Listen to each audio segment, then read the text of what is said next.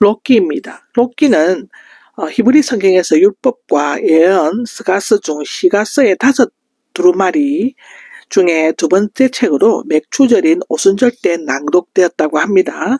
히브리 명칭은 롯이며 헬라어 라틴어는 루스로 그 명칭의 발음대로 적고 있습니다. 모두 4장으로 이루어져 있는데 짧은 책인 록기는 사사시대를 배경으로 삼고 있지만 사사시대의 타락상과는 달리 롯을 비롯한 나오미와 보아스의 헌신적인 신앙과 아름다운 사랑 이야기를 전원 시적으로 묘사하고 있습니다. 무엇보다도 록기는 영원한 메시아 혈통을 예언받은 다윗 왕가의 조상 중에 이방 혈통이 개입된 것과 이방인에 대한 하나님의 구속사적인 관심을 정언해주고 있는 것이죠. 1장 1절은 본서 전체 이야기의 도입으로서 엘리멜렉의 가족이 흉년을 피해 모압 땅으로 갔다가 엘리멜렉과 2 아들이 죽자 나오미가 며느리 롯과 함께 고향으로 돌아가는 과정을 언급하고 있습니다. 당시 남성만에 중시되는 시대에서 여자, 그것도 이방 여자요, 가부가 주인공으로 등장하고 있는데 보기 드문 특별한 계기가 아닐 수가 없는 것이죠. 1절에서 5절까지 얘기는 엘리멜렉 가족의 모압 이주에 대한 얘기입니다.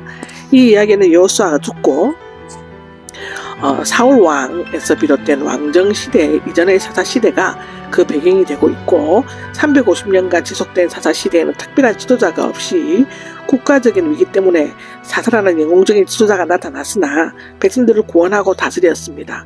아마도 본서는 미디안 족속의 괴롭힘을 받던 기드온 사사시대를 시대적 배경으로 삼고 있습니다. 엘리멜렉은 원래 유다 베들레헴에 살았다고 합니다. 베들레헴은 야곱의 아내 라헬이 묻힌 곳으로 다윗의 출생지이기도 하죠.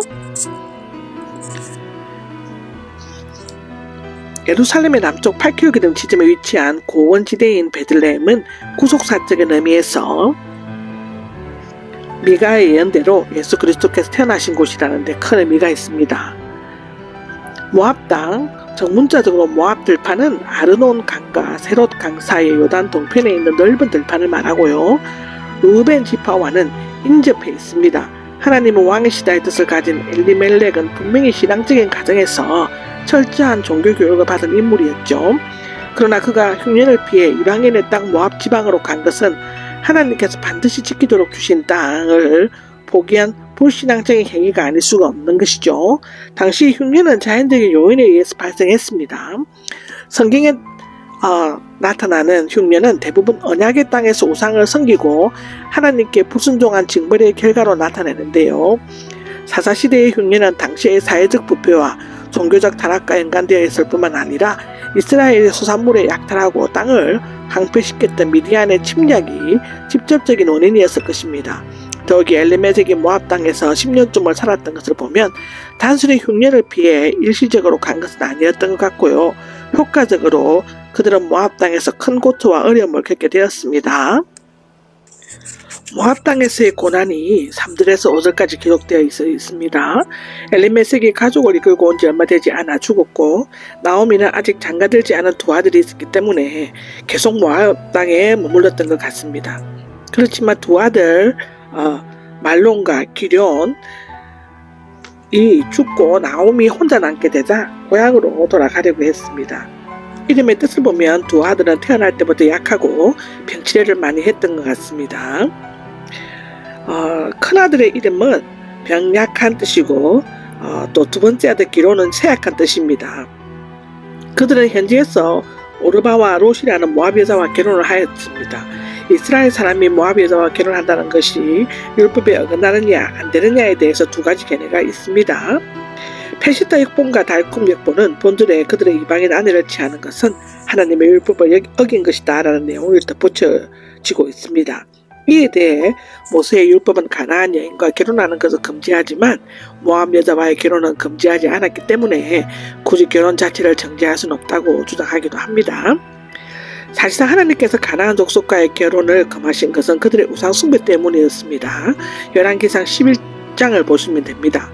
솔로몬도 말년에 이방 여자와의 결혼 때문에 많은 우상과 접하지 않으면 안 되었죠. 특히 모압과 암몬 족속의 우상들은 그 모리스와 몰렉은 다른 어떤 우상들보다 더 야비하고 가증스러웠습니다. 나오미의 두 아들이 모압 여자와 결혼한 것이 율법을 문자적으로 어기지 않았는지는 모르지만 근본적으로는 우상 숭배의 위험성이 있었으므로 율법의 정신을 범하였다고 말할 수 있죠. 나오미가 여호와의 손에 나를 치셨다라고 13절에 말하는 것을 보면 그들이 가족이 모압으로 내려가고 또 모압 여자와 결혼한 것 때문에 하나님께서 남편과 두 아들을 죽게 하셨다고 고백했다는 추측을 불러일으키기도 합니다. 당시 남자가 자녀를 낳지 못해 대를 잇지 못한다는 것은 가문의 최대 수치의 저주로 여겨졌습니다. 그렇지만 하나님께서는 그들의 실패를 통하여서도 모압 여자 롯을 통해 다윗의 가계를 이루게 하시고 구속사의 흐름을 잇게 하셨습니다. 6절에서 18절까지 이야기는 나오미를 따르는 롯의 얘기입니다. 흉년을 피해 모압 땅까지 왔지만 더 큰 고난과 시련을 맛보게 된 나오미는 그 모든 것이 하나님께로부터 왔음을 깨닫게 되는 것이죠. 나오미가 두 며느리와 함께 고향으로 떠나갑니다. 때마침 나오미는 하나님께서 자기 백성을 돌보아 주셔서 그들에게 양식을 주셨다라고 합니다. 즉 하나님께서는 그들에게 관심을 돌려 그 형편을 살피시고 양식을 주셨다는데 풍년이 들게 하셨다는 소식을 듣고는 고향으로 돌아가려고 했던 것 같습니다. 나오미는 처음에 두 며느리와 함께 가려고 길을 나섰지만 도중에 두 며느리에게 자신에게는 더 이상 아무런 소망이 없으므로 며느리들이 자기 곁을 떠나 고향으로 돌아가기를 바랬습니다. 거기서 재혼을 하여 평안히 살 것을 권고하였죠. 마침내 오르바는 시어머니에게 작별 인사를 하고 그녀의 백성과 신들을 섬기려고 떠나갔습니다. 롯은 그녀에게 바짝 달라붙었다라고 표현하는데 즉 굳게 붙잡고 늘어지다의 뜻입니다. 즉 둘이 뗄래야 뗄 수 없을 정도로 친밀한 관계를 나타내는데 나오미에 대한 롯의 충성스러운 믿음과 뜨거운 사랑의 모습을 표현하고 있는 것이죠. 14절에서 18절까지는 롯은 끝까지 나오미를 따르기로 한 것입니다. 롯은 계속되는 말대에도 불구하고 동서인 오르바처럼 모압 백성과 신들을 섬기려고 떠나지 않았습니다.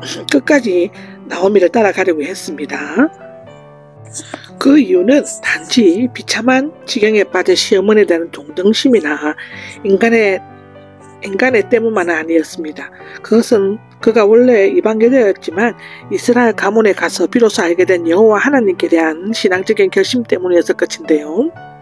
물론 롯은 이스라엘의 사람들이 모압인들을 얼마나 증오하고 멸시하는가에 대해서 잘 알고 있었을 것입니다. 그럼에도 불구하고 아무런 소망도 보이지 않는 베들레헴을 향해 발길을 옮긴다는 것은 실로 위대한 모험의 신앙이 아닐 수가 없죠. 이러한 여호와 신앙을 소유했으므로 롯은 아브라함처럼 본토와 친척과 아비 집을 버릴 수 있었으며 하나님께서 약속하신 땅으로 와서 하나님의 언약 백성이 될 수 있었습니다. 그 결과 영광스러운 다윗 왕가의 조상이 되고 여호와의 총회에도 들어올 수 없었던 모압 여자가 그리스도의 족보에 들어가서 영예를 얻을 수 있었습니다. 나오미가 베들레헴으로 돌아온 것이 19절에서 22절에 기록되어져 있습니다. 나오미는 끝까지 따라온 롯과 함께 하나님께로부터 받은 징계의 상처를 안고 고향 땅 베들레헴으로 돌아왔습니다. 그때는 보리가 수확될 무렵이었는데 이제 모든 것을 잊고 빈털터리로 돌아온 모습과는 달리 이스라엘 백성들은 비교적 풍족한 생활을 하고 있었던 것 같습니다. 따라서 나오미의 초라한 모습을 본 동네 사람들은 놀라서 이 사람이 나오미니 하고 묻기까지 하였으며 베들레헴의 하재거리가 되었다고 19절에 나와 있습니다. 이에 대해 나오미는 하나님께서 자신이 나갈 때 가득 채우고 나갔지만 빈손으로 돌아오게 하셨고 자신을 몹시 괴롭게 하였으므로 나오미 기쁨이란 뜻 대신에 마라 즉 괴로움 스라림이라고 불러달라고 요청하였다고 합니다. 사실 나오미는 베들레헴에 나갈 때는 많은 물건과 꿈을 가지고 모압 땅으로 나갔지만 온갖 고난과 하나님의 징계를 받은 이후 집으로 돌아온 탕자처럼 자신의 부족함과 비참함을 아는 겸손한 신앙이 되어 있었던 것입니다. 로마서 7장 24절에도 나옵니다. 나오미는 기근 때문에 베들레헴을 떠났지만 모든 것을 잊고 난 지금의 영혼의 기근을 안고 돌아왔다입니다. 그때는 보리가 수확될 무렵이었는데 그녀에게는 더 큰 수확의 롯을 가지고 왔습니다. 요컨대 나오미가 유다 땅 베들레헴으로 돌아옴으로써 하나님의 구속사의 새로운 장이 열리게 되는 것이 이 1장에 있는 스토리입니다.